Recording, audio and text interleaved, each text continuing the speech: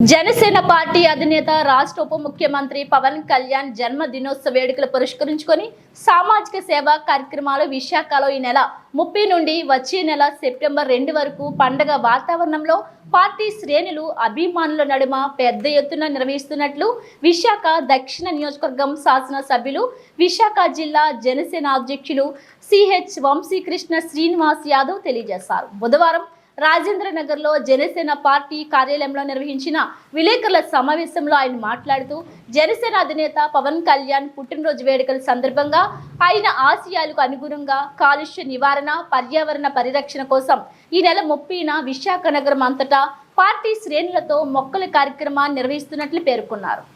ముఖ్యంగా దక్షిణ నియోజకవర్గం అన్ని వార్డుల్లో పోర్టు కాలుష్య నివారణ పర్యావరణ పరిరక్షణ కోసం 5,000 మొక్కలు నాటే కార్యక్రమాన్ని నిర్వహిస్తున్నట్లు తెలియజేశారు. 31న ఆర్కే బీచ్ లో బీచ్ క్లీనింగ్ కార్యక్రమాన్ని నిర్వహిస్తున్నామని, నగరంలో పార్టీ నాయకులు కార్యకర్తలు ఈ కార్యక్రమంలో పాల్గొని బీచ్ పరిశుభ్రత నిర్వహిస్తారని తెలిపారు.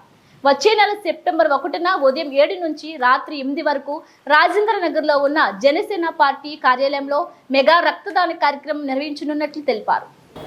బడుగు బలహీన వర్గాల కోసం ఆయన పుట్టిన రోజు సందర్భంగా సేవా కార్యక్రమాలు, బ్లడ్ డొనేషన్ క్యాంపులు, బీచ్ క్లీనింగ్లు ఇవన్నీ కూడా చేస్తూ ఉన్నాం.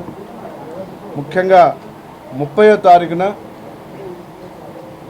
విశాఖపట్నం సిటీ అంతా కూడా ప్లాంటేషన్ చేస్తాం. ముఖ్యంగా సౌత్ నియోజకవర్గంలో సుమారు 5,000 మొక్కల్ని నాటుతున్నాం.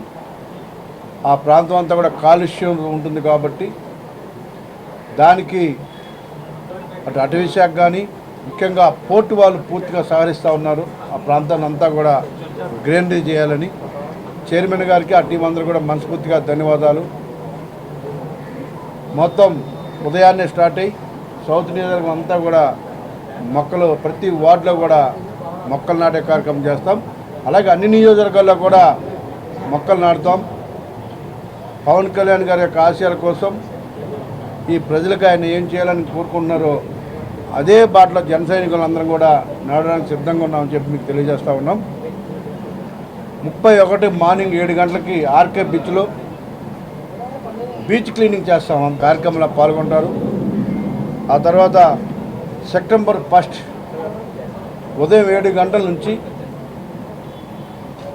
సాయంత్రం 8 గంటల వరకు కూడా పార్టీ ఆఫీసులోనే మేము అందరం ముఖ్య నాయకులందరం ఉంటాం.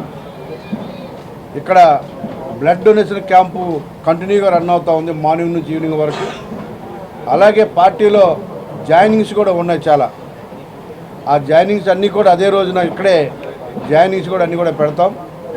ఆ రోజు ఉదయం నుంచి సాయంత్రం కూడా నాయకులు అందరం కూడా ఇదే ఆఫీసులో అందుబాటులో ఉంటాం.